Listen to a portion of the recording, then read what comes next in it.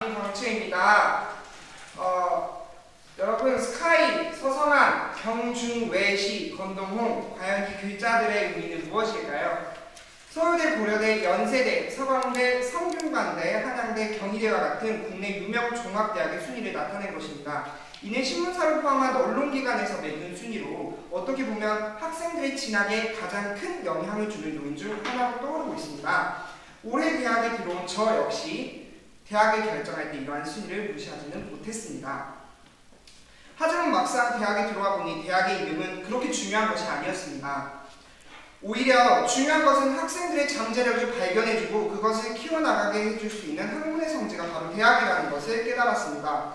그리고 그러한 사실을 알수록 왜 사회는 대학의 순위를 매기는지 의문이 들었고 그에 따른 다양한 문제점을 발견하게 되었습니다. 자신의 진로보다는 대학의 이름을 보고 진학을 하는 고등학생부터 기업 또는 대학 스스로까지 대학 서열화의 후유증으로 인해 앓고 있습니다. 이러한 후유증은 서울과 지방, 높은 대학과 낮은 대학이라는 인식으로 인한 불평등 역시 포함하고 있습니다. 저는 지방에서 온 학생으로서 지역신문이나 지역 뉴스에서 보게 된 지방대학의 미신하락과 지원 경쟁률 약화 관련 내용을 통해 대학 서열화의 현실을 알고 있었습니다. 또한 대학 순위에 따라 기업에서는 학교별 사정 점수를 부여하다 적발된 사건은 대학 서열화의 부정적인 모습을 단적으로 보여주고 있습니다. 대학 서열화가 무조건 나쁜 것은 아닙니다. 하지만 그것의 장점보다는 사회적으로 그러한 서열을 만들어내는 단점이 더욱 많기에 언론에서는 더 이상 대학을 줄 세워놓기 식의 평가를 하지 않았으면 합니다. 대학 서열화가 고등학교에 미치는 영향, 대학 서열화가 대학교에 미치는 영향, 대학 서열화가 기업과 사회 전반에 미치는 영향을 알아보면서 새로운 대학 평가 방법을 모색해 보려고 합니다. 그럼 먼저 대학 서열화가 실제 고등학생들에게 어떤 영향을 미치는지 알아보겠습니다. 최근 고등학교는 학생 수 감소에 따른 학생 유치와 우수 학생 영입을 위해 학교 홍보에 열을 올리고 있습니다. 그 홍보의 가장 주된 부분은 졸업생들의 진학 현황에 있습니다. 서울대 몇 명, 연세대 몇 명, 고려대 몇 명과 같은 단순한 학교의 대학 서열에 따른 진학 홍보를 위해 때로는 학생들의 진로를 바꿔야만 합니다.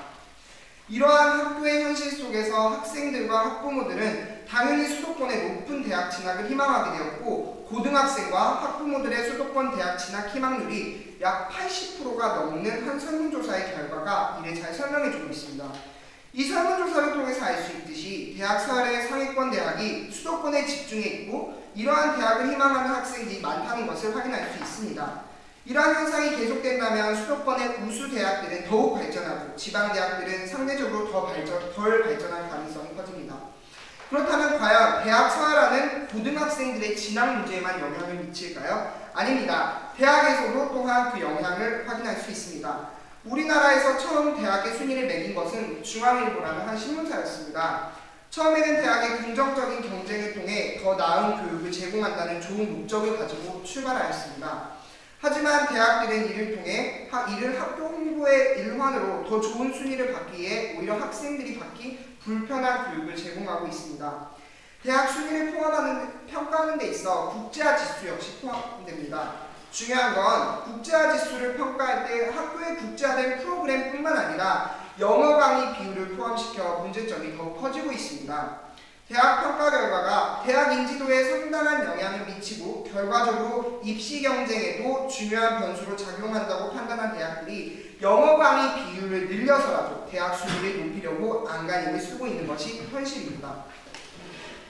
아래 인터뷰 내용을 보면 이의 부정적인 견해를 잘 확인할 수 있습니다. 서울의 한 사립대 경영학과 교수는 이렇게 말했습니다. 영어 강의를 하려면 우리말로 할 때보다 2배 이상 준비해야 하는데 학생들의 이해도는 오히려 떨어지고 수업이 끝나면 개별적으로 찾아와 질문하는 학생들에게 매번 우리말로 다시 설명해야 합니다. 일이 2중 3중으로 늘어나 도저히 감당할 수 없어 영어 강의를 포기하고 말았습니다. 이를 통해 학생뿐만 아니라 교수마저 이러한 교육의 폐해를 느끼고 있다는 것을 알 수 있습니다. 그리고 대학 서열 매기기의 목적이 전치되고 있는 현실을 잘 보여주고 있습니다. 대학 서열화는 대학뿐만 아니라 기업과 사회 전반적으로도 불평등이라는 큰 문제를 가져왔습니다. 기업은 대학에 투자를 합니다. 또한 그 투자를 바탕으로 대학은 성장을 하게 됩니다.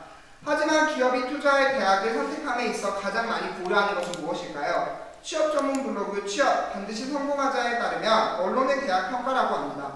과연 이러한 투자가 합당한지 의아합니다. 이러한 투자를 바탕으로 성장한 대학과 기업에 투자 없는 대학의 차이는 더욱더 커져가고 이는 대학 간의 불평등을 유발하게 됩니다.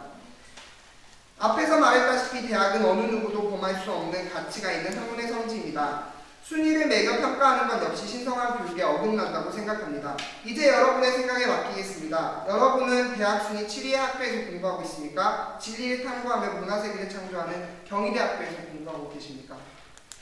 감사합니다.